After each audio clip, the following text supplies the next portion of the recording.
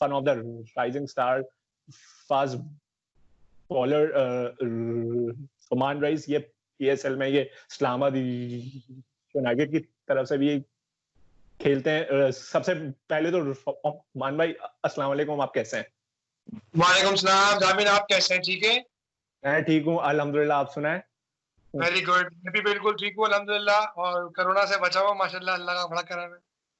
जी जी। अच्छा रोमान भाई, इस इंटरव्यू का मेरा आपसे पहला क्वेश्चन है, आप अपनी क्रिकेट जर्नी आप बताएं ब्रीफ कर पीएसएल से लेकर पाकिस्तान के लिए खेलना इंटरनेशनल लेवल पर, आपकी मतलब कि ओवरऑल जर्नी कैसे आपकी आई है, और कौन सा बॉलर आप का एक इंस्पिरेशन था आपका? जामिन, टू बी वेरी ऑनेस्ट, माशाल्लाह बड़ी जबरदस्त मेरी जर्नी रही है, और पीएसएल से लेके अब तक का जो सफर है वो बहुत जबरदस्त रहा है। काफी सारी कामयाबियां भी देखी, काफी सारा डाउनफॉल भी देखा अपनी इंजरी को लेकर, लेकिन मैं बड़ा शुक्र अदा करता हूँ अल्लाह का कि अल्लाह ने मुझे इस काबिल बनाया कि मैं अपना एक नाम बना सका। अल्लाह ने मुझे एक पहचान दी, और पीएसएल से भी दी और पाकिस्तान खेलने के बाद तो मजीद दी। तो आई थिंक कि बहुत जबरदस्त जर्नी रही। जब मैं पहले साल पीएसएल में आया तो बहुत मुझे उम्मीद भी नहीं थी कि शायद मैं किसी पीएसएल की फ्रेंचाइज का पार्ट बनूंगा, लेकिन अल्हम्दुलिल्लाह मुझे इस्लामाबाद यूनाइटेड ने पिक किया। और आपने जैसे पूछा कि कौन मेरी इंस्पिरेशन था, तो जो मेरी इंस्पिरेशन था वो मेरे पहले ही पीएसएल में मेंटोर थे, वसीम भाई। और वसीम भाई मेरे आइडियल हैं शुरू से, बचपन से। जब मैं छोटा था, जब मैं गली मोहल्लों में भी खेलता था, तो मैं उनको ही एक्शन को फॉलो करता था और उन्हीं की चीजों को देखता था काफी बॉलिंग के हवाले से। तो आई थिंक मैं वसीम भाई जैसा बन तो नहीं सकता, लेकिन ये कि मैं कोशिश कर सकता हूँ उन जैसा बनने की। तो आई थिंक बहुत जबरदस्त जर्नी रही है मेरी उस पीएसएल के सारे पिछले 3-5 साल जो गुजरे, बहुत अच्छे गुजरे। जिसमें 2018 में कहूंगा इतना अच्छा नहीं गुजरा था, क्योंकि मुझे इंजरी हो गई थी नी की, और नी इंजरी के बाद क्रिकेट मेरी एकदम चेंज हो गई।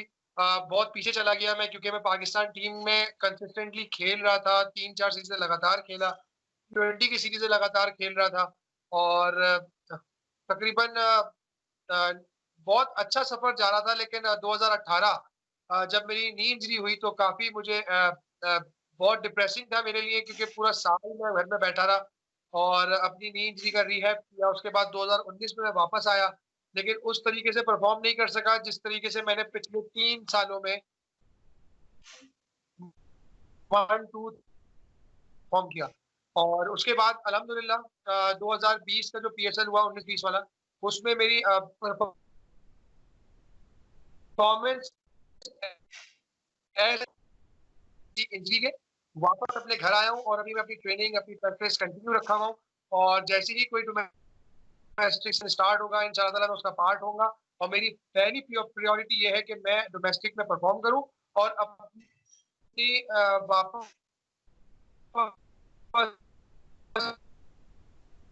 अपनी टीम में जगह बनाऊं। ओके रोमान भाई, आपने इस्लामाबाद यूनाइटेड की तरफ से आप जो हैं 5 एडिशन आप खेले हैं, तो इस्लामाबाद यूनाइटेड ने आपकी ओवरऑल जो ग्रूमिंग है उसमें कितना हेल्प किया है, और आपका अभी तक उनके साथ मतलब एक्सपीरियंस कैसा रहा है? बिकॉज पीएसएल में मतलब कि हर साल ये होता है कि हर फ्रेंचाइज को कुछ लिमिटेड प्लेयर्स जो हैं रिटेन करने होते हैं, कुछ रिलीज करने होते हैं। तो आप और कुछ आसिफ अली, हुसैन तलत भी आपके साथ हैं, जो कंसिस्टेंटली इतने सालों से इस्लामाबाद यूनाइटेड का पार्ट है। तो how is your overall experience with them up till now? जी, ओवरऑल एक्सपीरियंस आपका कैसा रहा आपका इस्लामाबाद यूनाइटेड के साथ? इस्लामाबाद यूनाइटेड के साथ मेरा पहले साल से लेके 5वें साल तक का जो सफर है वो बहुत जबरदस्त रहा है। और ऑनेस्टली बताऊं कि इस्लामाबाद यूनाइटेड से खेलने के बाद जो चीजें मैंने सीखी, जो मेरी लाइफ में मतलब एक ऑफ द फील्ड जो एक पर्सन होता है ना, उसमें मैंने बहुत तब्दीली पाई। क्योंकि मैं पहले बहुत अजीब बिहेव करता था लोगों के साथ, थोड़ा सा मैं अपने आप को एटीट्यूड पे भी रखता था, और बहुत ज्यादा मैं एकदम एंग्री हो जाता था, बहुत ज्यादा चिड़चिड़ा हो जाता था। लेकिन जब मैं अच्छे लोगों में बैठा उठा हूँ इस्लामाबाद यूनाइटेड की मैनेजमेंट में, प्लेयर्स के साथ, ओवरसीज़ प्लेयर्स के साथ, तो उसमें मुझे इतना सीखने को कुछ मिला कि यार क्रिकेटर जो है ना वो अगर स्टार बन गया उसका मतलब ये नहीं कि वो अपने एटीट्यूड को बिल्कुल बदल दे। आई थिंक हमारे लिए सबसे बेस्ट चीज़ यही है कि एक एज़ ए इंसान हमें बिल्कुल डाउन टू अर्थ रहना चाहिए, भले अल्लाह पाक आपको जितनी भी तरक्की दे दे, अगर आप डाउन टू अर्थ रहेंगे तो आप अपनी जो एंगेजमेंट्स है ना सराउंडिंग की, आप उनको अपनी तरफ अट्रैक्ट करते हैं। तो यही मैंने सीखा और स्पेशली मैं थैंक्स करता हूँ रेहान भाई का, हसन भाई का, जिन्होंने माशाल्लाह मुझे बहुत सपोर्ट किया। और मैं एक और चीज़ बोलना चाहता हूँ ज़ामिन कि वो इस्लामाबाद यूनाइटेड के साथ-साथ जो हमारी यूबीएल जो हमारी डोमेस्टिक की टीम थी बैंक की, उस टीम का भी एनवायरनमेंट बहुत ज़बरदस्त था। क्योंकि जब मैं डोमेस्टिक में आता था और फिर मैं पीएसएल में जाता था तो मुझे कोई फ़र्क नज़र नहीं आता था। नदीम खान, उमर रशीद, हनीफ मलिक इन लोगों ने जो एक अपनी टीम का एटमॉस्फेयर बनाया हुआ था वो बहुत ज़बरदस्त बनाया हुआ था। सेम वही स्टैंडर्ड था जो एक इंटरनेशनल लेवल पे स्टैंडर्ड चाहिए होता है। तो डोमेस्टिक में काफ़ी सारी चेंजेज़ आई उसके बाद से, तो मैं क्रेडिट देता हूँ यूबीएल की टीम को भी और स्पेशली इस्लामाबाद यूनाइटेड। जैसे आपने कहा कि मैं पहले एडिशन में उन्होंने मुझे पिक किया, दूसरे में मैं रिटेन हुआ, तीसरे में मैं रिटेन हुआ, चौथे में भी मैं रिटेन हुआ। 5वें में अनफॉर्चुनेटली उन एक लिमिट कर दी गई थी कि 8 लड़कों को आपने रिटेन करना है, तो उनको उन्होंने ज़ाहिर है मुझे रिलीज़ कर दिया था क्योंकि मेरे इंजरीज़ के इश्यू चल रहे थे। लेकिन फिर से उन्होंने मुझे सहारा दिया, मुझे सपोर्ट किया और मुझे ड्राफ्ट से पिक किया और मुझे मौका दिया इस्लामाबाद यूनाइटेड के लिए खेलने के लिए। क्योंकि पर्सनली जो टीम जिस टीम से मैं 4 साल से खेला तो मेरी भी ख्वाहिश थी कि यार मैं वहीं से खेलूँ। लेकिन ये एक ऐसी चीज़ है कि फ्रेंचाइज़ क्रिकेट के आज आप मिला के 5 साल खेल गए, तो आपको अगले साल का नहीं पता कि आप किस टीम में होंगे। तो आई थिंक ये बहुत ज़बरदस्त जर्नी रही है और इस्लामाबाद यूनाइटेड की जो ओवरऑल 5 सालों की परफ़ॉर्मेंस है वो बहुत ज़बरदस्त रही। 2 दफ़ा हम चैंपियन बने, 2 दफ़ा हम प्लेऑफ्स में आए। अनफॉर्चुनेटली इस साल हमारी परफ़ॉर्मेंस इतनी बेहतर नहीं रही। जिस तरह की हमारी टीम थी, हमें बहुत बेहतर परफ़ॉर्मेंस करनी चाहिए थी, लेकिन हमने अपने हर डिपार्टमेंट में कहीं न कहीं लैकिंग की, जिसकी वजह से हम टूर्नामेंट नहीं जीत सके। ओके, सुमान भाई, आपने रिसेंटली अभी एक एनजीओ में आपने काम आपने किया था हमारे लोग के नाम से, गरीब लोग की ताकि हम मदद कर सके। तो आपसे ये पूछना चाहूंगा, ये एनजीओ चलाने का आइडिया आपके दिमाग में कैसे आया और किन किन मेन लोगों ने आपको इसमें बैक किया? कौन कौन लोग थे जिसने बैक किया था? ज़ामिन, टू बी वेरी ऑनेस्ट हमारा कोई इरादा नहीं था जब हमने ये काम स्टार्ट किया था और मेरा ये भी इरादा नहीं था कि मैं कुछ लोगों को इकट्ठा कर लूँगा, क्योंकि अल्लाह पाक ने जितनी मुझे इस्तिताअत दी है उस मुताबिक मैं अपने कुछ रिश्तेदार, कुछ दोस्त अहबाब जिनको मैं पर्सनली जानता था कि यार जिनको हम रमज़ान में सपोर्ट किया करते थे, तो जब लॉकडाउन स्टार्ट हुआ है तो उनको उस चीज़ की ज़रूरत रमज़ान से पहले ही पड़ गई। तो मैं उन लोगों की मदद करने निकला, लेकिन जब सराउंडिंग में देखा तो मेरा दिल थोड़ा-सा दहल गया कि यार सिर्फ मेरे ही लोग जानने वाले जो हैं वो परेशान नहीं है, इस शहर के काफ़ी लोग परेशान हैं। तो फिर जाके मैंने अपने एक दोस्त से कॉन्टैक्ट किया, फिर दूसरे दोस्त से कॉन्टैक्ट किया, तो हम तीनों जुड़ गए, हम तीनों ने मिलके फिर कुछ लोगों की मदद की, फिर किसी ने हमें पोस्ट फेसबुक पे देखी और लोगों ने पता चला कि यार रुमान ऐसा काम कर रहा है, तो फिर कुछ लोग खुद से मेरे पास आ गए। तो इसी तरह टीम बनते-बनते कोई 15-16 लड़कों की हमारी टीम बन गई। उसके बाद हमने बगैर किसी नाम के हमने कोई 7-8 हज़ार राशन बैग्स जो है वो हमने लोगों तक पहुँचाए। माशाल्लाह। जब उसके बाद हमें एहसास हुआ कि यार अब हम इतना बड़ा काम कर रहे हैं, तो हमें चाहिए कि हम थोड़ा-सा अपने नाम एक ऐसा नाम बनाते हैं अपनी एक एक इस काम का, जिससे लोग हमें थोड़ा-सा और डोनेशन दे दें और फंड दें और हम पे ट्रस्ट करें, ताकि हम ज़्यादा लोग से ज़्यादा लोगों की मैक्सिमम मदद कर सकें। तो इसी तरह हमारे एक मिसबा भाई हैं और फरहान भाई हैं हमारी टीम में, जिन्होंने इस काम को देखते हुए हमारी इस टीम का नाम रखा हमारे लोग हमारा पाकिस्तान। तो वो नाम उन्होंने दिया। उसके बाद हमने इसको सारे अपनी अपने पास से शर्ट्स वगैरह बनवा कर एक थोड़ा-सा उसकी कह सकते हैं आप कि हमने सोशल मीडिया पे उसकी चीज़ें लगाई, ताकि लोग हमारे काम को देखें। जो लोग हमें डोनेट कर रहे हैं, जो हमें लोग फंड भेज रहे हैं, उनको ये पता चले कि यार हम जिन लोगों को पैसा भेज रहे हैं, वो लोग हमारा पैसा सही जगह यूटिलाइज़ सही लोगों तक पहुँचा रहे हैं। तो ये बड़ा इम्पोर्टेंट होता है। देखिए, जैसे शाहिद भाई ने भी अपने एक लास्ट इंटरव्यू में कहा कि जो लोग उनको पैसा भेज रहे हैं, जो लोग उनको फंड भेज रहे हैं, मैं अगर लोगों को दिखाऊँगा नहीं उन लोगों को, तो उन लोगों को मुझ पे ट्रस्ट कैसे होगा? तो मेरा भी यही मानना है कि अगर हम अपनी कोई भी चीज़ जो हम कर रहे हैं, अगर हम ये चीज़ लोगों को दिखाएँगे नहीं, जो हमारे डोनर्स हैं, जो हमारे फंड देते हैं हमें, तो उनको ये ट्रस्ट कैसे आएगा कि यार हमारा पैसा जा कहाँ रहा है? तो ये बड़ा इंपॉर्टेंट होता है। तो मैं लिहाजा उन लोगों से अपील करता हूँ, जो लोग इस चीज़ को नेगेटिव लेते हैं कि यार आप कोई नेकी करके किसी को दिखाओ नहीं।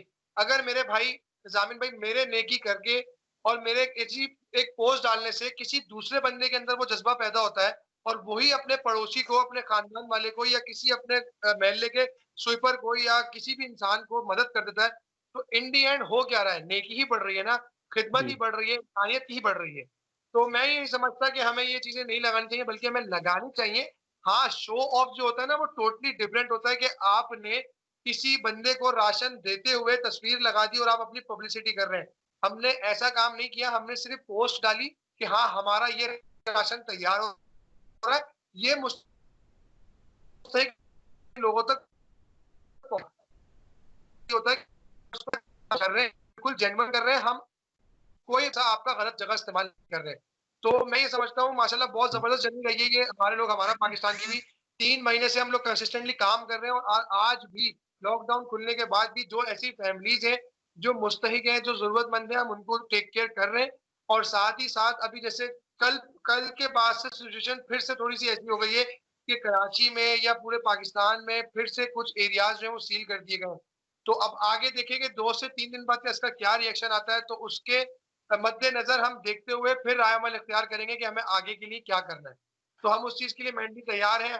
मैं पर्सनली अगर आप मुझे इजाज़त दें, तो मैं आपके प्लेटफ़ॉर्म से ये अपील करना चाहता हूँ अपने डोनर से, या अपने श्योर फंड से कि प्लीज़ हमारे हमारे लोग हमारा पाकिस्तान को लाइक करें, सपोर्ट करें, डोनेशन दें। अगर आप राशन देना चाहते हैं, राशन दें। अगर आप कोई चीज़ हमें अब कोई चीज़ हमें मिसाल के तौर पे कपड़े देना चाहते हैं किसी घर के लिए, बच्चियों के लिए, बच्चों के लिए, तो आप वो भी दे सकते हैं। हमारे दरवाज़े आप लोगों के लिए खुले हुए हैं। आप हमारे साथ खड़े हों, हमारे साथ जुड़ें ताकि हम ज़्यादा से ज़्यादा लोगों की मदद कर सकें, जो लोग भी लॉकडाउन और कोरोना वायरस की वबा की वजह से मुतासिर हुए हैं।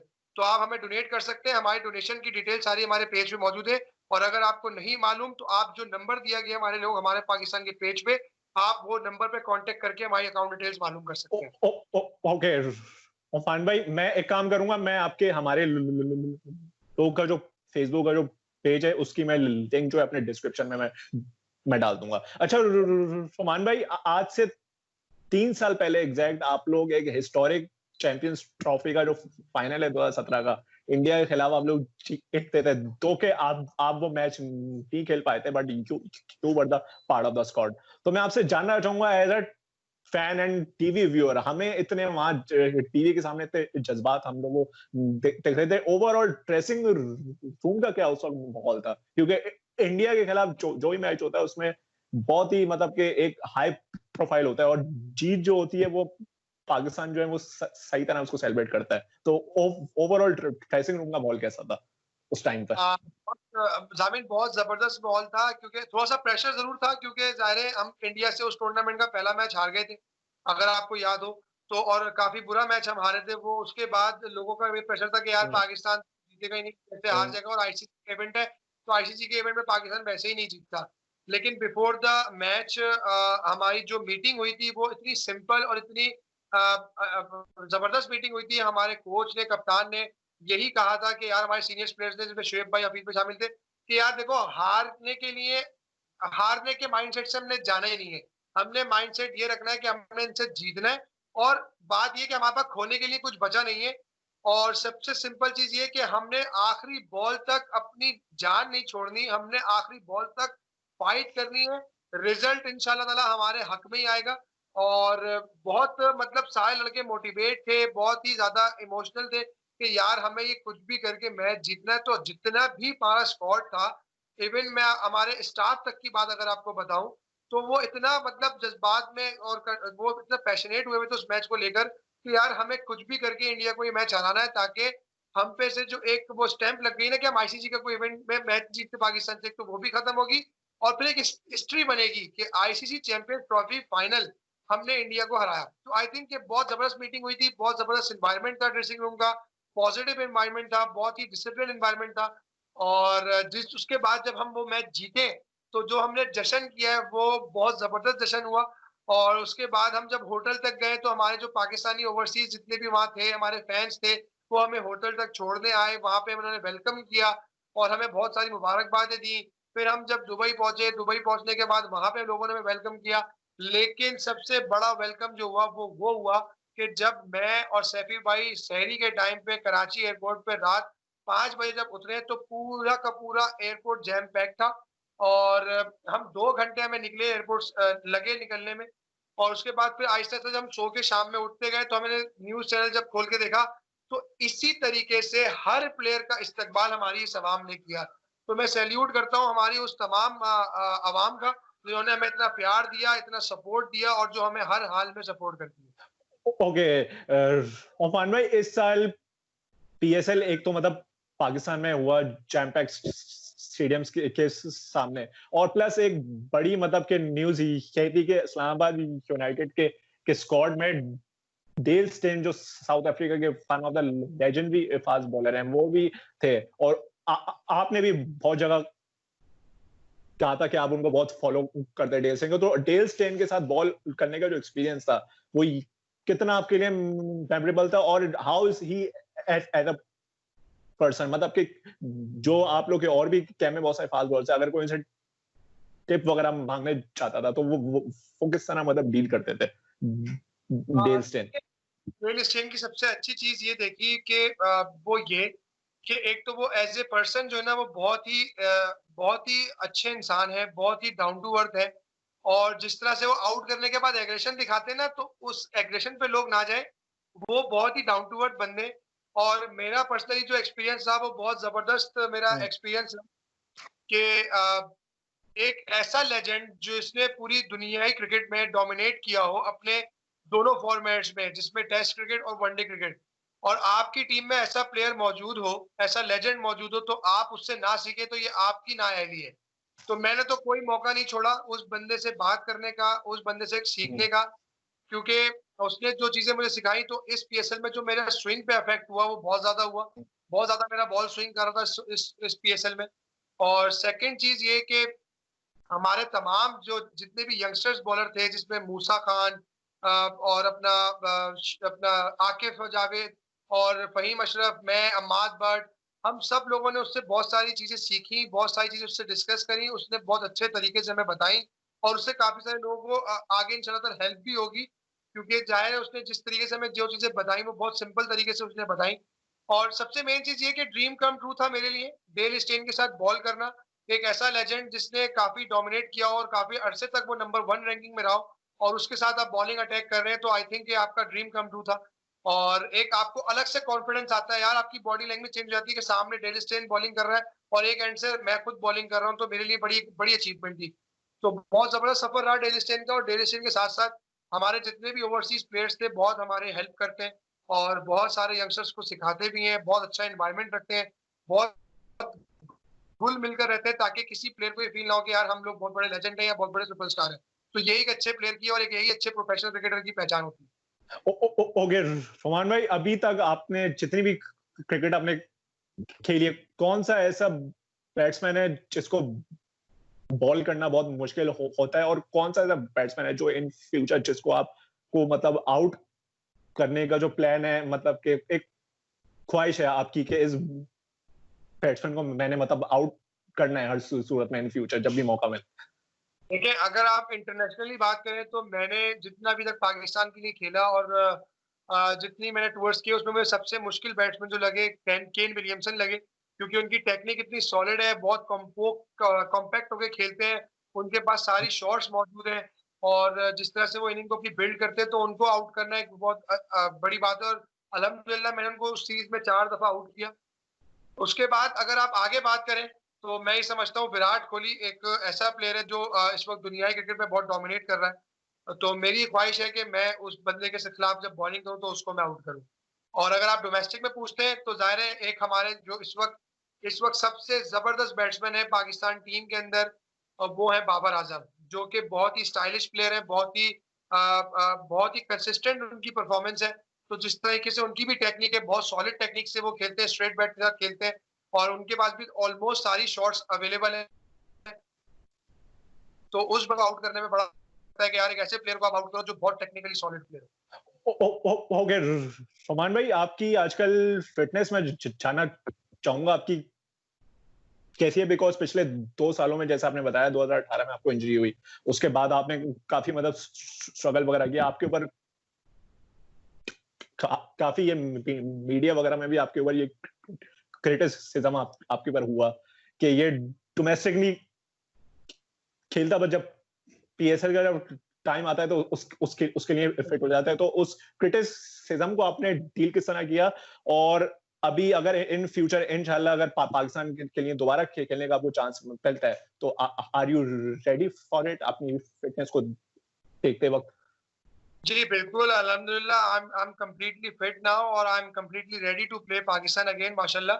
और देखिए क्रिटिसिज्म करना हर किसी का अपना राइट है और वो बिल्कुल कर सकते हैं, क्योंकि ऑब्वियस सी बात है, देखिए हर किसी के दिमाग में यही बात जाएगी कि यार रोमान 2019 के पीएसएल में दिखा, उसके बाद रोमान फिर 2020 के पीएसएल में दिखा, तो बीच में कहाँ था? लेकिन बात ये कि उसको जस्टिफाई करना मेरा काम है। जब मुझसे मीडिया के बिफोर पीएसएल जब मुझसे प्रेस कॉन्फ्रेंस में सवालात हुए कि यार आप डोमेस्टिक में कहीं नजर नहीं आते, आप लीग क्रिकेट शुरू होती है तो आप दोबारा वापस नजर आते हैं, तो मैंने उनको ऑनेस्टली जवाब दिया। मैंने उनको यही जवाब दिया कि देखें, जब मैं 2018 में इंजर्ड हुआ था तो मेरे साथ नी की प्रॉब्लम थी, और ये एक कॉमन सेंस है कि किसी भी शख्स को अगर नी की इंजरी होती है तो उसका 7 से 8 महीना इजीली गया।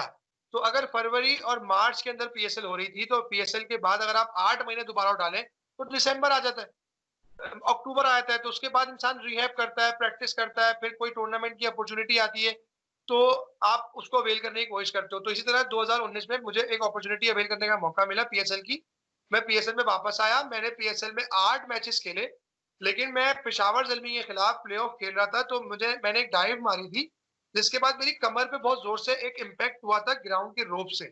तो उसके बाद मुझसे उठा नहीं जा रहा था, मतलब बहुत तकलीफ में था। मैंने आखिरी ओवर बड़ी मुश्किल से करके मैं ड्रेसिंग रूम में गया, फिर मैंने अपने फिजियो से डिस्कस किया, तो उसने मुझे जब चेक किया तो मुझे बहुत ज्यादा एक टाइटनेस और स्टिफनेस हो गई थी बैक में। फिर जब उसने मेरे स्कैन्स करवाए तो मेरा L4, L5, S1 तीनों मेरे डैमेज हुए थे और कंप्रेस हो गए थे, जिसकी वजह से मेरी दोबारा पैरों में तकलीफ हो गई थी, मेरे पैर सुन होना शुरू हो गए थे और मुझे इतनी तकलीफ थी कि मैं 3 महीना भाई बिस्तर से नहीं उठाऊं।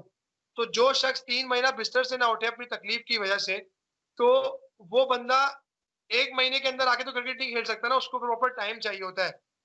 तो उसके बाद मैंने अपना प्रॉपर टाइम लिया और टाइम लेने के बाद मैंने अपनी फिटनेस को, अपने वेट को, अपनी हर चीज को स्ट्रॉन्ग किया। मैंने अपने वेट को लूज किया, मैंने अपने फैट लेवल को कम किया।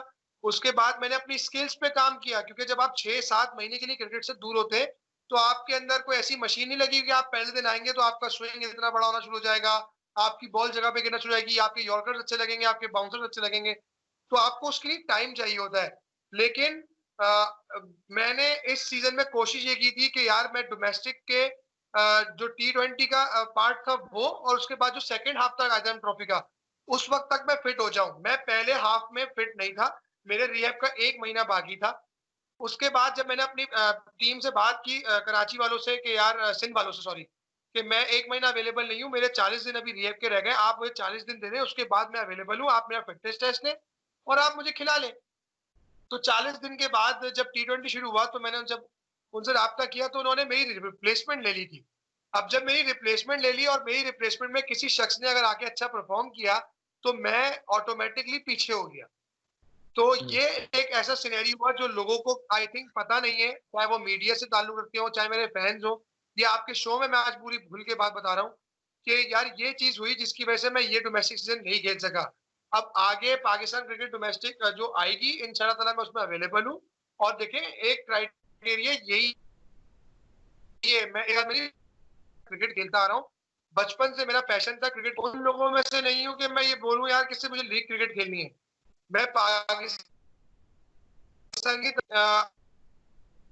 अल्हम्दुलिल्लाह डोमेस्टिक में लीग क्रिकेट खेलता हूँ, मैं अपने पाकिस्तान को भी रिप्रेजेंट करना चाहता हूँ। यार जो शख्स पाकिस्तान से खेल रहा हो और वो अपनी इंजरी की वजह से बाहर हो जाए, परफॉर्मेंस की वजह से बाहर ना हो, तो वैसे दिल दुख जाता है भाई, वैसे डिप्रेशन में चला जाता है बंदा। उस चीज से लड़ना, उस चीज से फाइट करना, ये मैं जानता हूँ, ये मेरा खुदा जानता है और मेरी फैमिली जानती है कि वो 2 साल मैंने कैसे गुजारे। तो मैं किसी को बैठ के ब्रीफ नहीं करूंगा कि मैंने कितना मुश्किल है और कितना मुश्किल टाइम नहीं देखा, लेकिन ये मेरी विल पावर है, मेरी एफर्ट्स है। अगर मैं अच्छी एफर्ट्स करूंगा, मैं अच्छा हार्ड वर्क करूंगा, तो अल्लाह पाक मुझे इन दी एंड उसका रिवॉर्ड जरूर देगा। और अगर मैं ही कोताही करूंगा तो वो मेरे सामने ही आएगी भाई, उसका नुकसान ना आपको होगा, ना किसी और बंदे को होगा, वो मुझे ही होगा। तो मेरा ये मानना है। ओके रोमान भाई, ये सेकंड लास्ट आपसे ये क्वेश्चन है, डीन जोन्स के साथ आप one word for Dean Jones, और आपका डीन जोन्स के साथ अभी तक जितना भी चार एक साथ आप खेले वो कैसे कोच है वो, मतलब overall Dean Jones Islamabad United? Dean Jones बहुत अच्छे कोच हैं, नो डाउट, और क्योंकि वो खुद एक बहुत अच्छे क्रिकेटर थे और वो गेम को बड़ा अच्छा अंडरस्टैंड करते हैं। और बस साथ ही साथ ये बात कि डीन जोन्स से मैंने बहुत कुछ सीखा, और वो मुझे हमेशा से बहुत लाइक करता है, बहुत सपोर्ट करता है मेरी। और अभी भी मैं उनसे कीप इन टच रहता हूँ, बातचीत मेरी होती रहती है उनसे। और ज़ाहिर है उन्होंने इस्लामाबाद यूनाइटेड के साथ 4 साल काम किया, जिसमें 2 साल वो चैंपियन हुए, 2 साल हम प्लेऑफ तक पहुँचे। तो उनकी भी बहुत अच्छा सफ़र रहा है डीन जोन्स का इस्लामाबाद यूनाइटेड के साथ। और अच्छी चीज़ ये है उस बंदे की कि वो जितना भी आपको लगता है कि टीवी पे वो अपनी बुक्स फेंक देता है या उसको गुस्सा आ जाता है, लेकिन वो देखिए, गुस्सा आना या एग्रेशन शो करना, ये वही क्रिएट होता है बहुत ज़्यादा जिसके इमोशंस जुड़े होते हैं। तो जैसे हम देखते हैं सैफी भाई को, जिस तरह से वो जज्बात में आके बात करते हैं माइक के पीछे, स्टंप्स के पीछे, तो लोग उनको क्रिटिसाइज करते हैं। तो देखिए, उसकी क्रिटिसिज्म आप ऐसे नहीं जज कर सकते। उसकी नेचर को आप ऐसे जज नहीं कर सकते कि ये बदतमीज आदमी है या ये गलत आदमी है, ये गुस्सा करता है। वो अपने मुल्क से सिंसियर है, इसी वजह से वो इस तरह का बिहेव करता है। मैं क्रिकेट में रहते हुए डाउन टू अर्थ रहता हूँ, मैं मुस्कुराता रहता हूँ, तो ये मेरी नेचर है। हर इंसान की एक अपनी नेचर है, लेकिन आपको उसका मेन पॉइंट पकड़ना चाहिए कि यार वो कितना सिंसियर है अपनी टीम के साथ, कितना ऑनेस्ट है अपनी टीम के साथ। तो आई थिंक डीन जोन्स भी बहुत ऑनेस्टी से काम करते हैं। मैं जितना उनको देखा है, हमेशा वो बहुत डिसिप्लिन के साथ काम किया, उन्होंने बहुत ऑनेस्टी के साथ काम किया, और मैं उनको बेस्ट विशेस देता हूँ कि आगे भी वो जिस टीम के साथ भी काम करें, उनको अल्लाह ताला कामयाब करे। Okay, Roman, here's a last question of the interview. Any message to your fans? यार, मैं अपने फैंस को सबसे पहले तो एक ये मैसेज देना चाहता हूँ कि सबसे पहले जो इस वक्त कोरोना वायरस की सिचुएशन है गाइस, आप लोग प्लीज अपना ख्याल रखें, क्योंकि इस चीज को कोई भी शख्स लाइट ना ले। ये एक हकीकत है, कोई फेक चीज नहीं है। लोग मुतासिर हो रहे हैं, लोग मर रहे हैं, लोग जो है वो बीमार हो रहे हैं, इस मर्ज में मुब्तला हो रहे हैं। तो प्लीज इस चीज का ख्याल रखें कि आप अगर घर से निकल रहे हैं तो किसी जरूरत काम की वजह से ही बाहर निकले, अननेसेसरी घर से बाहर ना निकले। और अगर निकलते हैं तो प्लीज अपनी एसओपीज का ख्याल रखें, क्योंकि अननेसेसरी निकलने से आपका ये नुकसान हो सकता है कि अगर आप अननेसेसरी निकलते हैं और अगर आप घर वापस आते हैं अपने साथ वायरस लेके, तो आपकी पूरी फैमिली डैमेज हो सकती है। तो प्लीज गाइस अपना बहुत ख्याल रखें, अपनी फैमिली के बारे में सोचें, अपने बारे में सोचें, अपनी एसओपीज को फॉलो रखें, अपने हाथ सैनिटाइज करते रहें, साबुन से धोते रहें, अपने मास्क का इस्तेमाल लाजमी रखें। और जिसको भी 19-20 कोई भी नॉर्मल फ्लू या नॉर्मल फीवर भी हो रहा है, तो प्लीज वो स्टीम का ज्यादा से ज्यादा इस्तेमाल करें। ये मेरा एक छोटा सा मैसेज है कोरोना के हवाले से। और दूसरा मैसेज क्रिकेट के हवाले से मेरा ये है कि मैं तमाम अपने यंगस्टर्स फैंस को ये मैसेज देना चाहता हूँ कि please keep working hard, stay positive, अपने मेंटल टफनेस को स्ट्रॉन्ग रखें। और जो भी आपका लाइफ में एम है, चाहे आप स्टडी में पढ़ना चाहते हैं, इंजीनियरिंग करना चाहते हैं, आप बिजनेसमैन बनना चाहते हैं, आप स्पोर्ट्समैन बनना चाहते हैं, तो आपका जो एम है, आपका जो माइंड सेट है, वो इतना ओपन और क्लियर होना चाहिए कि आपको कोई डिस्ट्रैक्शन बीच में ना आए। अपना काम करते रहें, लॉन्ग टर्म सोचें, शॉर्ट टर्म ना सोचें। और please keep working hard, stay positive, और अल्लाह ताला उसमें आपको जरूर कामयाब करेगा। और अपना बहुत ख्याल रखिएगा, एंड कीप सपोर्टिंग मी और कीप लविंग मी। और जामिन भाई, थैंक यू सो मच आपका कि आपने मुझे शो में बुला के ये मौका Okay. दिया। Okay, so guys, ये थे हम हमारे साथ रोमान राइस, पाकिस्तान के fast bowler, and best wishes for him. इनको इन फ्यूचर इनको जरूर फिर से इनको चांस मिले पाकिस्तान से खेलने का। और मैं इनके हमारे लोग जो इनकी जो एनजीओ है उसका मैं फेसबुक पेज और जितने भी उसके सोशल मीडिया प्लेटफॉर्म्स हैं उनकी मैं लिंक अपने डिस्क्रिप्शन में मैं डाल दूंगा, तो आप लोग वहां पर जाकर चेक करके इनको इनकी एनजीओ का हेल्प करें। So guys, that's all from here, and Allah.